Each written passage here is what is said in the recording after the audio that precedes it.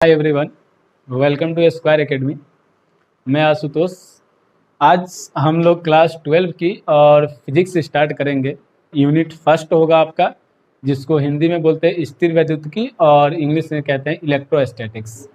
तो UP board के या स्टेट जितने भी बोर्ड हैं, बच्चों को ज़्यादातर नोट्स प्रॉपर वे से यूट्यूब पे नहीं मिल पाता है। तो हमारी कोशिश यही रहेगी कि आपको ऑफलाइन जो कोचिंग कहीं भी अगर आप करते हैं, उस कोचिंग के कंपेयर में हम आपको बेस्ट से बेस्ट आपके नोट्स वगैरह तैयार करा दें।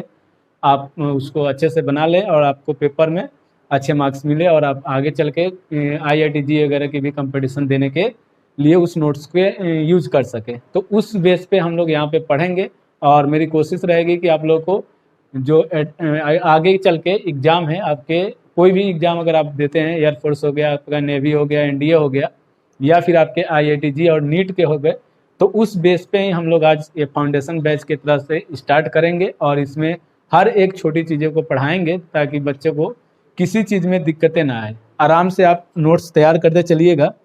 तो हम लोग चलिए स्टार्ट करते हैं। इलेक्ट्रोस्टैटिक्स यूनिट फर्स्ट है आपका फिजिक्स का और बहुत ही महत्वपूर्ण ये आपका अध्याय है। इस अध्याय से आप अगर सही से करते हैं तो आगे चल के आपके कंपटीशन में, अगर इसको सही से पढ़ लेते हैं, ढंग से इसकी तैयारी करते हैं, तो आपको आगे चल के कंपटीशन में क्वेश्चन देखने के मिलेंगे। आगे कोई भी एग्जाम अगर आप IIT वगैरह के एग्जाम देते हैं तो उसमें आपको जरूर इससे क्वेश्चन रिलेटेड मिल जाएंगे। तो आइए स्टूडेंट्स, हम लोग स्टार्ट करते हैं। इलेक्ट्रोस्टैटिक्स ये आपका यूनिट है, फर्स्ट यूनिट, और ये आपके NCERT बुक से। हाँ, एक चीज़ मैंने बताना भूल गया कि जितने भी न्यूमेरिकल होंगे आपको मैं NCERT बुक से ही कराऊंगा, क्योंकि आपके IIT के जो भी बच्चे होते हैं वो चाहते हैं कि सर NCERT के क्वेश्चन लग जाए, तो हम लोग IIT के लिए थोड़ा सा मनोबल हमारा बढ़ जाएगा कि हम IIT के लिए प्रिपरेशन कर सकते हैं। तो हम यहाँ पे सारे न्यूमेरिकल आपको NCERT से सॉल्व कराएंगे और जो डेफिनेशन लिखवाएंगे बहुत ही ईजी लिखवाएंगे, यानी कि जो आप आम लैंग्वेज यूज करते हैं उसी तरह से लिखवाएंगे ताकि आपको वीडियो बार बार देखने की ज़रूरत नहीं पड़े और आप एक बार वीडियो देखें, आपका डेफिनेशन तैयार हो जाए और न्यूमेरिकल आप NCERT के एक एक न्यूमेरिकल में लगवा दूंगा। आप भी उसके नोट्स तैयार कर लीजिएगा और उसको रखिए, उसको बार बार रिविजन कीजिएगा। ठीक है, तो चलिए स्टार्ट करते हैं। हम लोग इलेक्ट्रोस्टैटिक्स के बारे में सबसे पहले यूनिट के बारे में समझते हैं, क्योंकि इस यूनिट में हमें पढ़ना क्या है वो जानकारी बहुत ज़रूरी है। तो इलेक्ट्रोस्टैटिक्स के बारे में देखिएगा, और इलेक्ट्रोस्टैटिक्स में इलेक्ट्रोस्टैटिक, ध्यान दीजिएगा यहाँ पे। देखिए इलेक्ट्रो जो है ये दो शब्दों से मिलके बना है। ये दो शब्दों से मिलके बना है। कौन कौन से शब्द हैं तो यहाँ पे ध्यान देंगे आप लोग। Electro plus static, electro plus static, static. देखिए इलेक्ट्रो का यहाँ पे जो हिंदी अर्थ होता है वो होता है आवेश, और स्टैटिक का अर्थ जो होता है वो आपका होता है स्थिर, स्थिर। और इसको इंग्लिश में बोलते हैं आवेश को चार्ज, और इसको इंग्लिश में बोलते हैं रेस्ट। तो देखिए इससे आप डेफिनेशन, मैंने पहले ही बताया था कि आपको बहुत इजी डेफिनेशन बताऊंगा और हिंट ही दे दूंगा इतना कि आप डेफिनेशन खुद बना सकते हैं। तो ध्यान दीजिएगा यहाँ पे मैंने क्या बताया कि इलेक्ट्रोस्टैटिक्स आपके यूनिट का नाम है। इलेक्ट्रो का अर्थ होता है आवेश और स्टैटिक्स का अर्थ होता है स्थिर। अब देखिए आवेश को इंग्लिश में बोलते हैं चार्ज और रेस्ट यानी स्थिर को बोलते हैं रेस्ट। अब इसमें ये हमसे ये पता चल रहा है हमें कि इस अध्याय में हमें किस प्रकार के आवेश पढ़ने हैं। एक ऐसा आवेश होगा जो स्थिर होगा और उस स्थिर आवेश के बारे में उसकी गुण पढ़ेंगे, उसकी प्रॉपर्टीज पढ़ेंगे, उसके कार्य क्या क्या है, कैसे वो कार्य करते हैं, सारी चीजें हमें इस अध्याय में पढ़ना होगा। किस अध्याय में? यूनिट फर्स्ट में, यानी इलेक्ट्रोस्टैटिक्स में। अब इसकी अगर मैं डेफिनेशन की बात करूं कि अगर आप इसका परिभाषा लिखना चाहते हैं यानी डेफिनेशन लिखना चाहते हैं तो हेडिंग कीजिएगा स्थिर विद्युत की। हेडिंग क्या करेंगे आप लोग? स्थिर विद्युत की, स्थिर विद्युत की। जो हिंदी मीडियम के बच्चे हैं वो इंग्लिश में हेडिंग जरूर लिखेंगे, क्योंकि अगर आप अच्छे आगे चल के वो करना चाहते हैं, किसी कंपटीशन की तैयारी करना चाहते हैं IIT की, तो आपको कम से कम हेडिंग के बारे में तो मालूम होना चाहिए इंग्लिश में। इलेक्ट्रोस्टैटिक ये जरूर लिखिएगा आप लोग। हिंदी मीडियम के जितने भी बच्चे हैं उनसे रिक्वेस्ट है कि आप हिंदी और उसके साथ साथ में इंग्लिश जरूर लिखिएगा। इसका कम से कम इतना आप जानिए इसके बारे में। ठीक है, देखिए मैंने क्या बताया कि आप यहाँ पे देख सकते हो इलेक्ट्रोस्टैटिक्स का अगर डेफिनेशन बना हो तो क्या बन रहा है? स्थिर आवेश। इसका मतलब ये हुआ कि आप ये कह सकते हैं कि विज्ञान की वह शाखा जिसके अंतर्गत स्थिर आवेशों का अध्ययन किया जाता है उसे स्थिर विद्युत्की कहते हैं। तो आप ये डेफिनेशन लिख देंगे। इसको डेफिनेशन लिखने के बाद हम लोग फिर आपके यूनिट पे बात करेंगे। तो चलिए मैं एक बार डेफिनेशन लिख देता हूं, आप साथ में नोट करते चलिएगा। लिखेंगे विज्ञान की वह शाखा, विज्ञान की वह शाखा,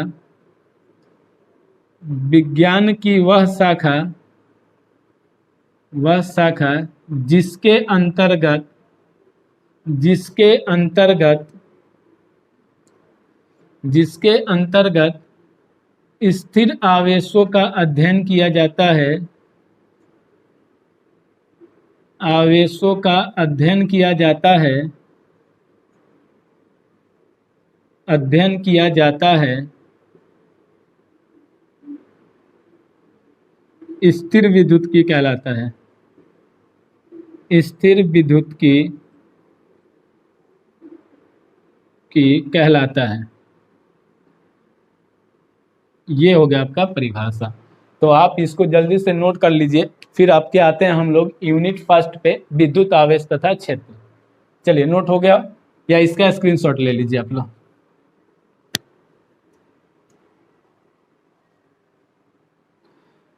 एनसीईआरटी बुक का ही है आपका ये फर्स्ट यूनिट जो है, आप देखेंगे वहाँ पे इस विद्युत आवेश तथा क्षेत्र, ये आपका पहला चैप्टर है। और फर्स्ट चैप्टर में आपको इसके बारे में पढ़ना है, विद्युत आवेश तथा क्षेत्र। अब देखिए विद्युत आवेश के बारे में समझने से पहले सबसे पहले हमें क्या समझना होगा, उससे एक स्टेप पीछे चलेंगे, आवेशन के बारे में पढ़ेंगे, फिर विद्युत आवेश के बारे में पढ़ेंगे। तो अगला हेडिंग आपका क्या होगा, आवेशन होगा। अगला हेडिंग आप लोग क्या करेंगे, नोट्स में एकदम उस यानी कि प्रॉपर वे से बना रहा हूँ ताकि आप एग्जाम इससे दे सके और आगे कोई भी कंपटीशन का एग्जाम भी कर सके। तो लिखेंगे आवेशन, आवेशन इंग्लिश में बोलते हैं चार्जेशन, चार्जेशन इंपॉर्टेंट है ये आवेशन। और आवेश में बच्चे बहुत कंफ्यूज रहते हैं कि क्या होता है आवेशन। तो चलिए इसके बारे में भी पहले हम लोग एक एग्जांपल समझते हैं, फिर इसका डेफिनेशन लिखेंगे। देखिए आवेशन के बारे में समझने से पहले आप ये सब लोग जानते हैं कि जितने भी पदार्थ या वस्तुएं हैं उनके अंदर क्या पाया जाता है, एटम्स पाए जाते हैं। और एटम्स के अंदर क्या पाए जाते हैं, आपके नाभिक पाए जाते हैं। और नाभिक के अंदर क्या होते हैं, इलेक्ट्रॉन मूव करते रहते हैं। तो हम क्या करेंगे यहाँ पे कि एक नाभिक के बारे में बात कर रहे हैं, जैसे कि कोई भी एक पदार्थ है उसका ये नाभिक है, ध्यान दीजिएगा आप लोग यहाँ पे, ये आपका नाभिक हो गया। अब देखिए आप ये जानते हैं कि इसके यानी चारों ओर इससे कक्षाओं पे क्या करते हैं, इलेक्ट्रॉन मूव करते रहते हैं। नाभिक से जो यानी जितनी दूरी पर कक्षाएं होती है इलेक्ट्रॉन का उस पे यानी आकर्षण बल कम लगता है। नाभिक का आकर्षण बल इन पे क्या करता है, कार्य करता है, जिसके कारण ये इलेक्ट्रॉन क्या करते हैं, वृत्तीय कक्षा में मूव करते रहते हैं, घूमते रहते हैं। तो अब यहाँ पे क्या करना है कि हमें अगर कोई भी इस वस्तु से इलेक्ट्रॉन को निकालना होगा तो हम लोग क्या करेंगे, उस इलेक्ट्रॉन को निकालेंगे जो इलेक्ट्रॉन जितनी दूर होगा नाभिक से। तो नाभिक से सबसे दूर कोई सा भी एक इलेक्ट्रॉन ये ले लेते हैं बाहरी कक्षा का, तो हमने बाहरी कक्षा का ये वाला इलेक्ट्रॉन लेते हैं। तो इस इलेक्ट्रॉन को निकालने के लिए हमें क्या करना होगा, बाहर से ऊर्जा देना होगा। और ऊर्जा किस प्रकार से आपको देना है, ऊर्जा दो प्रकार से देना है। ऊर्जा कैसा देना है, दो प्रकार से। और ऊर्जा कैसा होना चाहिए, तो देखिए दो प्रकार से, यानी कि आप गर्म करके दे सकते हैं ऊर्जा, या फिर आप क्या कर सकते हैं, रगड़ कर दे सकते हैं, रगड़ कर दे सकते हैं।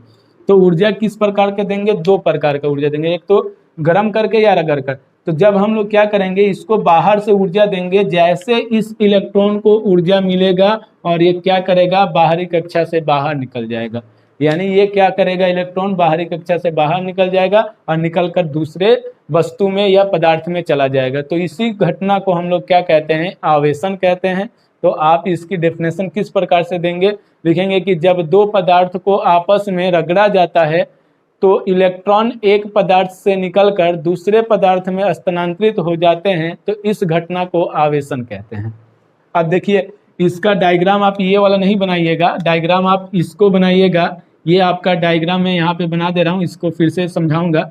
अब ये हमने क्या किया कि दो अलग अलग पदार्थ ले लिए और दोनों अलग अलग पदार्थों को क्या करेंगे, आपस में रगड़ेंगे।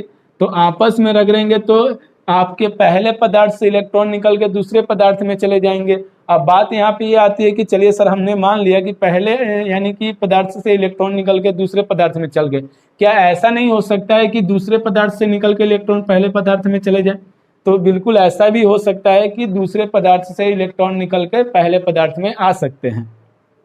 तो ये कैसे मालूम चलेगा कि इलेक्ट्रॉन किस पदार्थ से निकले हैं? तो यहाँ पे आपका 3 प्रश्न बन जाता है। एक तो प्रश्न ये बनेंगे कि इलेक्ट्रॉन किससे निकलेंगे, इलेक्ट्रॉन किससे निकलेंगे, किससे यानी कि किस पदार्थ से निकलेंगे। दूसरा प्रश्न आपका ये बनता है यहाँ पे कि कौन से इलेक्ट्रॉन निकलेंगे, कौन से इलेक्ट्रॉन निकलेंगे, ये बनता है आपका। और तीसरा आपका क्या बनेगा, तीसरा पॉइंट आपका बनेगा इलेक्ट्रॉन क्यों निकले, इलेक्ट्रॉन क्यों निकले। यानी कि ये 3 प्रश्न यहाँ पे बनते हैं। तो देखिएगा, पहले का मैं जवाब दे रहा हूँ कि किससे इलेक्ट्रॉन निकलेंगे, तो जिसकी कार्यफलन सबसे कम होगी उससे इलेक्ट्रॉन निकलेंगे। पहला आंसर ये। आपसे अगर कोई भी पूछेगा कि 2 पदार्थ में है, अगर पहले से या दूसरे से इलेक्ट्रॉन निकलेंगे, तो आप कैसे जवाब देंगे कि जिसकी कार्यफलन कम होगी उससे इलेक्ट्रॉन निकलेंगे। चलिए, दूसरा पॉइंट कौन से इलेक्ट्रॉन निकलेंगे, तो बाहरी कक्षा के इलेक्ट्रॉन निकलेंगे, क्योंकि मैंने अभी बताया था कि बाहरी कक्षा के अगर हम बाहर से ऊर्जा देते हैं तो वो क्या हो जाते हैं, ऊर्जा मिलते ही दूसरे इलेक्ट्रॉन यानी कि दूसरे पदार्थ में चले जाते हैं। तो इसका मतलब है कि कौन से इलेक्ट्रॉन निकलेंगे, तो बाहरी कक्षा के इलेक्ट्रॉन निकलेंगे। तीसरा पॉइंट आपका यहाँ पे क्या बनता है, इलेक्ट्रॉन क्यों निकले, तो इलेक्ट्रॉन इसलिए निकले क्योंकि बाहरी कक्षा को बाहर से ऊर्जा मिला और ऊर्जा मिलने के कारण वो अपनी कक्षा छोड़ के चला जाता है, तो इसलिए इलेक्ट्रॉन निकलेंगे। ठीक है, तो ये 3 पॉइंट है। आइए हम लोग इसके डेफिनेशन के बारे में जानते हैं। आवेशन के डेफिनेशन क्या होता है उसको पढ़ते हैं। नोट कीजिएगा आप लोग आवेशन का डेफिनेशन। लिखिएगा, जब दो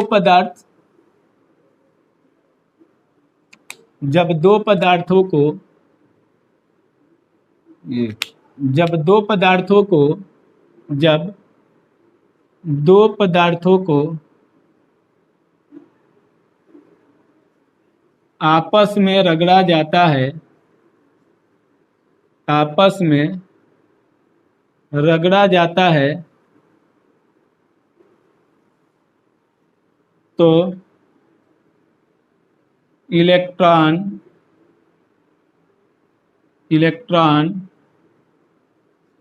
एक पदार्थ से निकल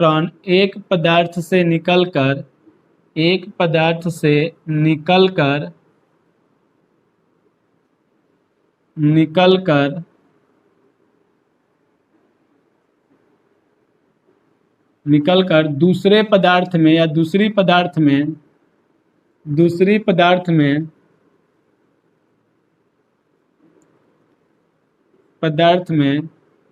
स्थानांतरित हो जाते हैं, इस घटना को ही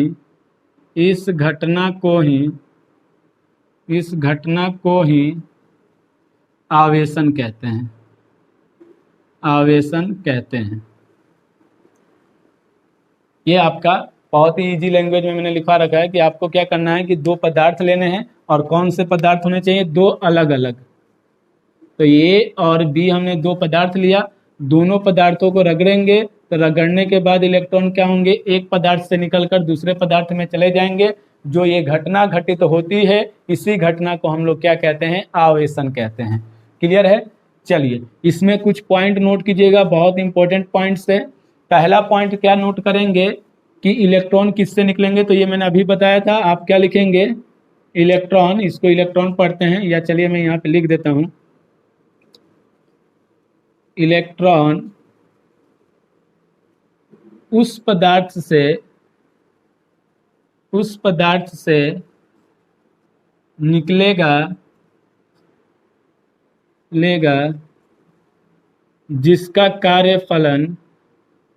जिसका कार्यफलन कम होगा। पहला पॉइंट ये हो गया आपका। दूसरा पॉइंट आप लोग नोट करेंगे, सेकंड पॉइंट, इलेक्ट्रॉन किससे निकलेंगे, जिस पदार्थ का क्या होगा, आपका कार्यफलन कम होगा।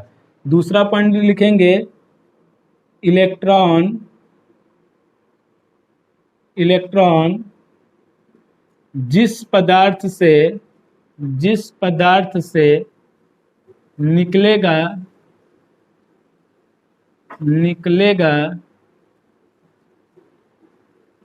उसके द्रव्यमान में कमी होगी। तो ये 2 पॉइंट हुए। चलिए मैं ऊपर का रफ कर दे रहा हूँ क्योंकि आप लोगों ने नोट कर लिया होगा। अगर नोट नहीं किए तो अभी भी इसका स्क्रीनशॉट ले सकते हैं। चलिए तीसरा पॉइंट हम लोग नोट करेंगे, इसी में अभी पॉइंट और भी हैं। तीसरा पॉइंट हम लोग नोट करेंगे, यहाँ से मैं लिख दे रहा हूँ तीसरा पॉइंट, थर्ड पॉइंट। तीसरा पॉइंट क्या लिखेंगे? इलेक्ट्रॉन। ये आप इलेक्ट्रॉन इसको पढ़ेंगे। इलेक्ट्रॉन जिस पदार्थ में या वस्तु भी बोल सकते हैं आप, जिस पदार्थ में आएंगे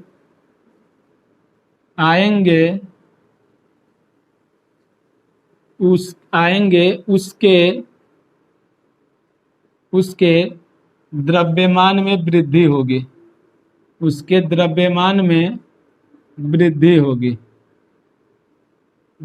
होगी। ये आपके 3 पॉइंट है जो कि आपको इसके आवेशन के बारे में जानकारी होनी चाहिए आपको, और आप बोर्ड एग्जाम में भी ये तीनों पॉइंट जरूर लिख के आएंगे, ठीक है।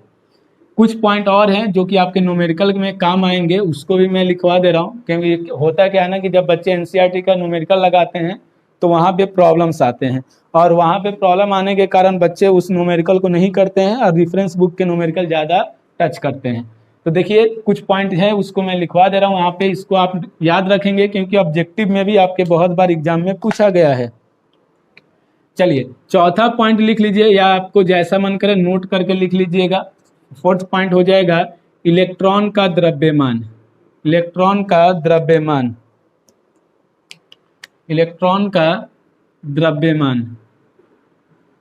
देखिए इलेक्ट्रॉन का जो द्रव्यमान होता है यानी कि मास ऑफ इलेक्ट्रॉन, इसको पढ़ते हैं 9.1 इंटू 10⁻31 kg।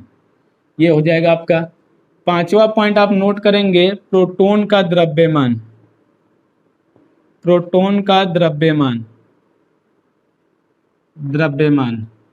और इसको लिखते हैं मास ऑफ प्रोटॉन। ये होता है 1.673 इंटू 10⁻27 kg। और 6 पॉइंट लिखेंगे आप न्यूट्रॉन का द्रव्यमान,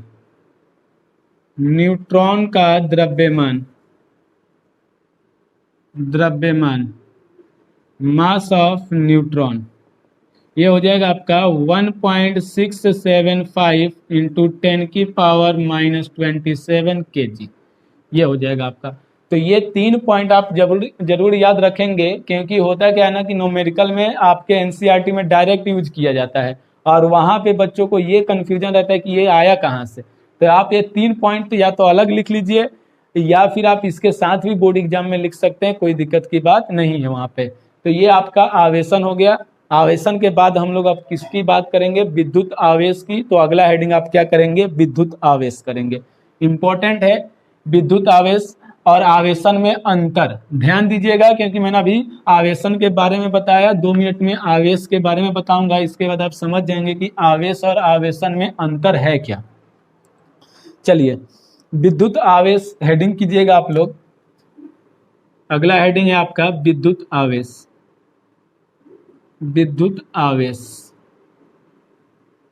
इंग्लिश में बोलते हैं इलेक्ट्रिक चार्ज।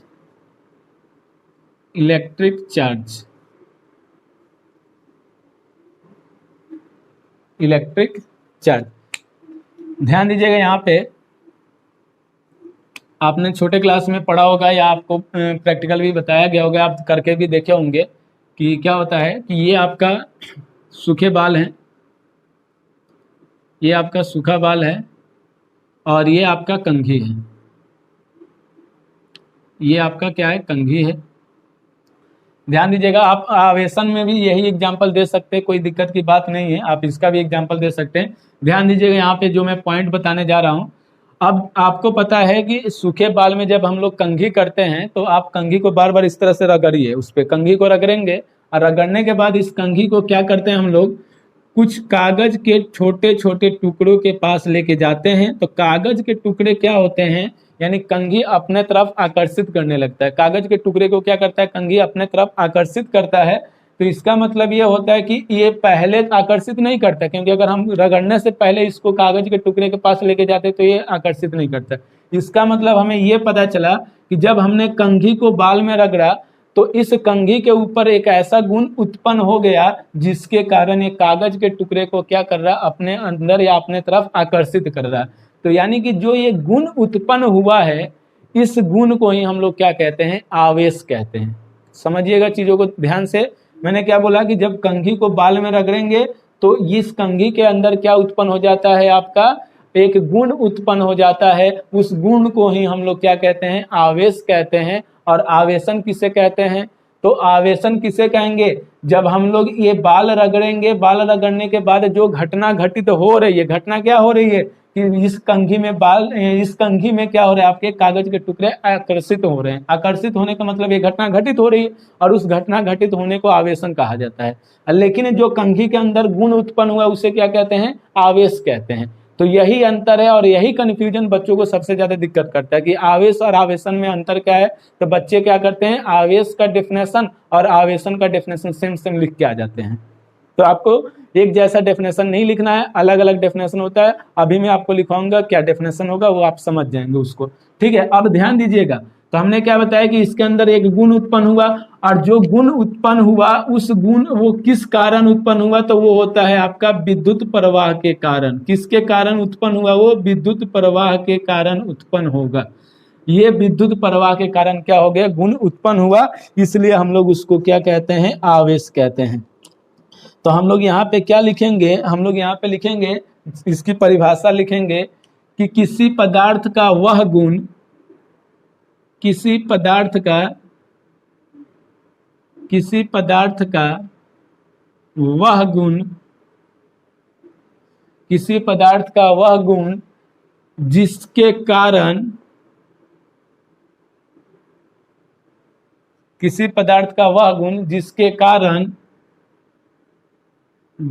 कारण विद्युत तथा चुंबकीय, विद्युत तथा चुंबकीय, विद्युत तथा चुंबकीय प्रवाह की घटना, प्रवाह की घटना घटित होती है, घटित होती है, उसे विद्युत आवेश कहते हैं, विद्युत आवेश कहते हैं।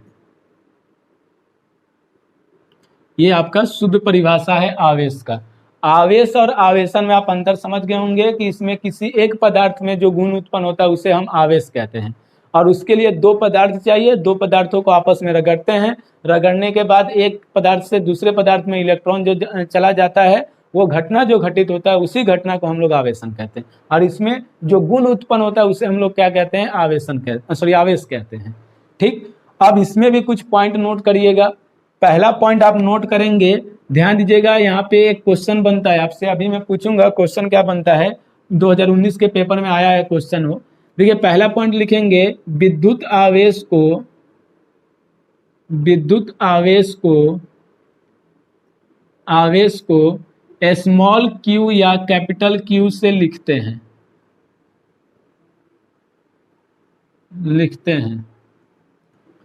सेकंड पॉइंट, विद्युत आवेश अदिश राशि है, अदिश राशि है। चलिए तीसरा पॉइंट लिखने से पहले एक प्रश्न आया था 2019 के पेपर में, बहुत से बच्चे गलत करके आए थे, फिर मुझसे बताया कि सर इसका आंसर बताइए। तो हमने देखा कि वो बच्चे गलत कर दिए हैं आंसर उसका। गलत क्या कर दिए थे, क्वेश्चन आपका इस प्रकार से था, देखिएगा आप लोग। प्रश्न जो था आपका, प्रश्न था कि विद्युत आवेश कौन सी राशि है, कौन सी राशि है, कौन सी राशि है? ऑप्शन फर्स्ट था आपका मूल राशि, मूल राशि। ऑप्शन सेकंड था आपका, ऑप्शन सेकंड था सदिश राशि, सदिश राशि। ऑप्शन थर्ड था व्युत्पन्न राशि, व्युत्पन्न राशि। और ऑप्शन फोर्थ था इनमें से कोई नहीं, इनमें से कोई नहीं। तो जल्दी से आप लोग वीडियो को पॉज कीजिए और कमेंट बॉक्स में कमेंट कीजिए कि इसका आंसर क्या होगा। जल्दी से कीजिए, उसके बाद आप आगे इसका आंसर देखिएगा क्या होगा। ज़्यादातर बच्चे यहाँ पे जितने भी वीडियो देख रहे होंगे वो यही सोचेंगे कि ऑप्शन फोर्थ सही है, इनमें से कोई नहीं, क्योंकि आपको यही बताया गया होगा कि विद्युत आवेश एक अदिश राशि है। अगर आप 11th क्लास सही से पढ़े होंगे फिर तो आपको पता होगा, नहीं तो 10th क्लास में इतना ही बताया जाता है कि विद्युत आवेश एक आपका कैसी राशि है, स्केलर क्वांटिटी है। तो यहाँ पे यानी कि आप ये ऑप्शन देखते हैं कि इसमें अदिश राशि तो कहीं नहीं लिखा है, तो आप क्या करते हैं, इनमें से कोई नहीं ऑप्शन टिक कर देते हैं, जो कि आपका आंसर गलत है। आंसर क्या होगा आपका? तीसरा वाला सही है, आंसर होगा व्युत्पन्न राशि। आंसर क्या होगा आपका? व्युत्पन्न राशि होगा।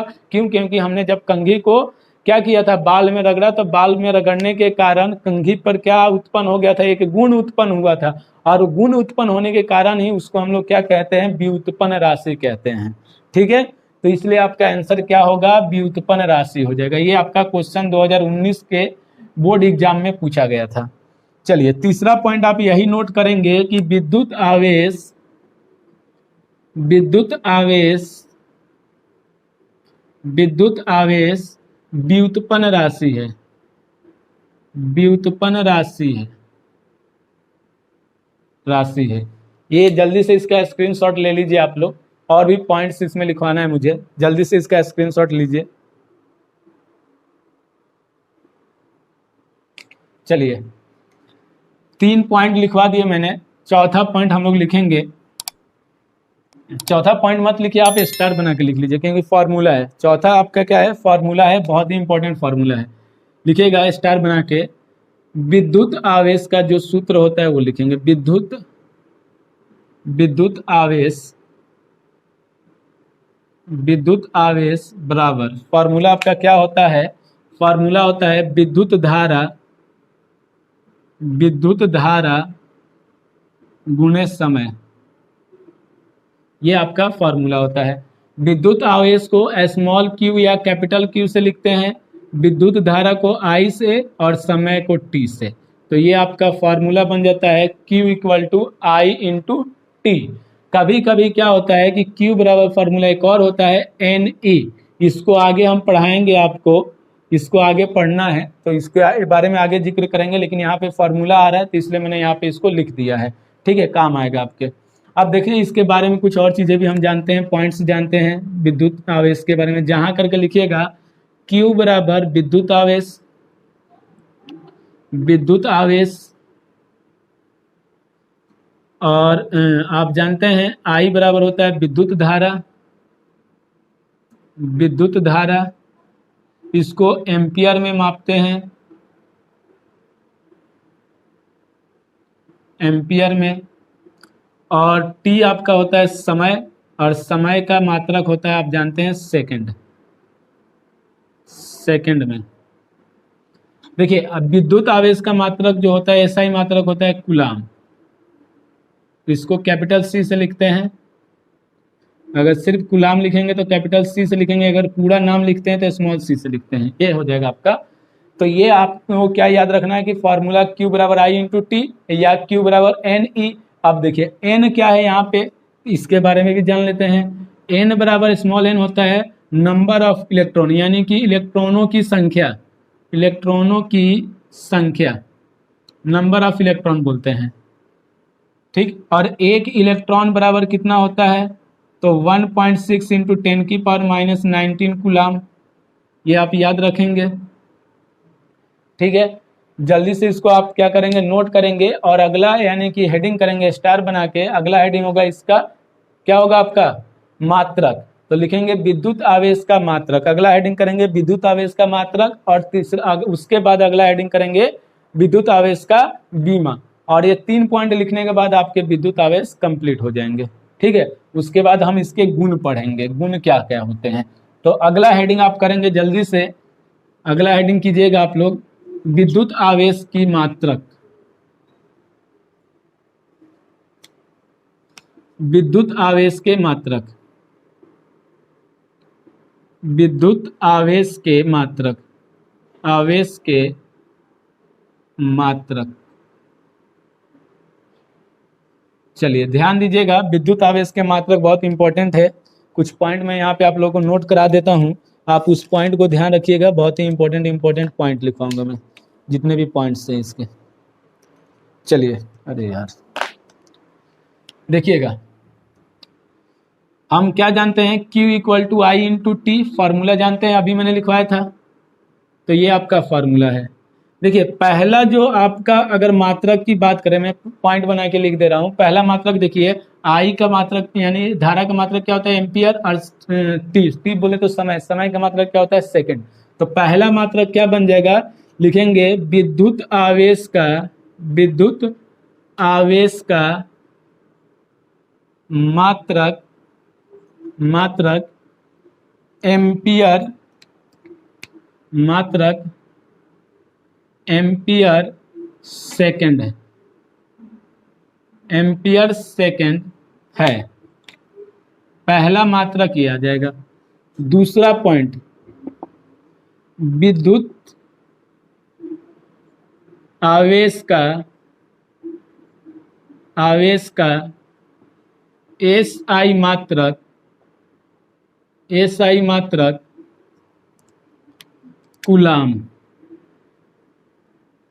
वैज्ञानिक का नाम है कूलाम, इसको कैपिटल सी से लिखते हैं, कूलाम होता है, होता है, ये हो जाएगा। और ये दोनों मात्रक जो हैं, आप याद रखना चाहें तो आप ये दोनों मात्रक MKS पद्धति में आते हैं। किस में आते हैं, MKS पद्धति में आते हैं ये दोनों मात्रक आपके। चलिए तीसरा पॉइंट हम लोग लिखेंगे, तीसरा पॉइंट, विद्युत आवेश का, विद्युत आवेश का, आवेश का सबसे, सबसे छोटा मात्रक, छोटा मात्रक। ये ऑब्जेक्टिव में पूछा गया है कई बार सवाल कि विद्युत आवेश का सबसे छोटा मात्रक क्या होता है। तो विद्युत आवेश का सबसे छोटा मात्रक होता है आपका ESU, या फ्रैंकली, फ्रैंकली, फ्रैंकली। ठीक है, देखिए ESU का यहाँ पे फुल फॉर्म क्या हो जाएगा, इलेक्ट्रोस्टैट यूनिट। ये याद रखेंगे, इलेक्ट्रोस्टैट यूनिट, फ्रैंकली वैज्ञानिक का नाम है। ठीक, तो सबसे छोटा मात्रक अगर आपसे पूछा जाएगा तो आप क्या बताएंगे, ESU या फ्रैंकली। क्लियर है। अब देखिए USU एक ESU बराबर कितना होता है, ये सारी चीजें मैं आपको अभी नोट करा दूंगा। अब ये जो दोनों मात्रक हैं, जैसे कि ESU और फ्रैंकली, ये दोनों मात्रक CGS पद्धति में आते हैं। किस पद्धति में आते हैं ये दोनों मात्रक, CGS में। जैसे ये MKS हो गया, ये CGS हो गया। और एक पॉइंट नोट करेंगे, चौथा पॉइंट मोस्ट इंपॉर्टेंट पॉइंट है। अब चौथा पॉइंट क्या होता है कि विद्युत आवेश का, विद्युत आवेश का, विद्युत आवेश का सबसे बड़ा मात्रक, सबसे बड़ा मात्रक। तो विद्युत आवेश का सबसे बड़ा मात्रक होता है फैराडे। क्या होता है आपका, फैराडे, फैराडे। तो ये हो गया आपका 4 यूनिट है। वैसे देखेंगे तो आप 5-6 यूनिट है। ये बहुत इंपॉर्टेंट है। ये सारे मैंने उसी व्यू से, पॉइंट ऑफ व्यू से पढ़ा रहा हूँ, ताकि आप आगे चल के IIT जी नीट के एग्जाम में आप बैठें तो आप वहाँ पे क्वेश्चन करके आए। नहीं तो आपके डायरेक्ट में चाहता तो लिख देता कि विद्युत आवेश का ऐसा ही मात्रक कूलाम होता है, आप याद रखिए। आपको इतना लिखवाने की मुझे कोई ज़रूरत नहीं थी, तो लेकिन फिर भी मैंने यहाँ पे इसलिए लिखवाया ताकि आपको आगे चल के कहीं दिक्कत की सामना ना करना पड़े। ठीक है, एक और मात्रक होता है, आप अगर इसमें बात करेंगे ESU, तो एक होता है EMU।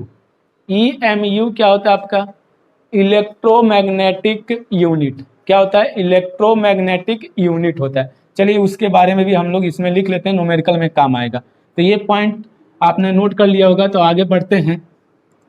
अब इनको आप किस में कूलाम में कैसे बदलेंगे उसको हम लोग देख लेते हैं, उसके बाद इसकी बीमा लिखेंगे। ठीक है, देखिए याद रखिएगा आप लोग, बहुत इंपॉर्टेंट है पहला पॉइंट फिर यहाँ पे नोट कर लेंगे। या कितना पॉइंट हुआ था, 4 पॉइंट हुआ था, जो भी हुआ आप अपना अकाउंटिंग देख लीजिएगा। एक ESU बराबर होता है 1/3 × 10⁻⁹ कूलाम। एक ESU बराबर कितना कूलाम होता है, तो ये आप बताएंगे। ठीक, दूसरा पॉइंट, एक EMU इसको बोलते हैं इलेक्ट्रोमैग्नेटिक यूनिट, और एक इलेक्ट्रोमैग्नेटिक यूनिट में होता है आपका, एक इलेक्ट्रोमैग्नेटिक यूनिट में हो जाएगा आपका 10⁻10 कूलाम। क्या हो जाएगा, 10⁻10 कूलाम। चलिए तीसरा पॉइंट इसमें नोट करेंगे, एक फैराडे, कैपिटल F से लिखते हैं, एक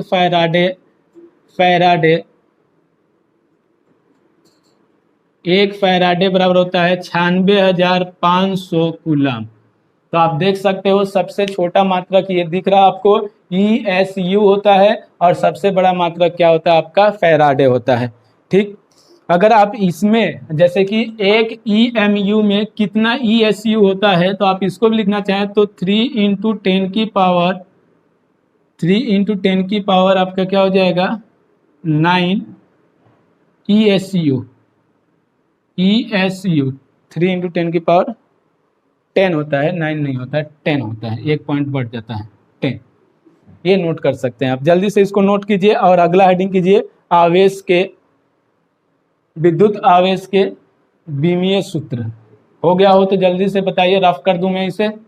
अगला हेडिंग करेंगे हम लोग विद्युत आवेश के बीमीय सूत्र, लास्ट, और ये आपका इस यानी कि आखिरी इसका वो है हेडिंग है विद्युत आवेश का। उसके बाद हम लोग इसके गुण पढ़ेंगे। तो हेडिंग क्या करेंगे, विद्युत आवेश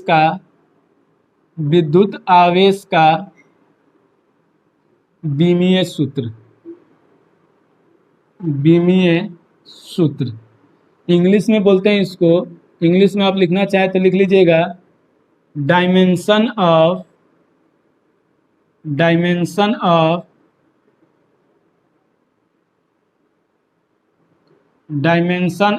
इलेक्ट्रिक चार्ज,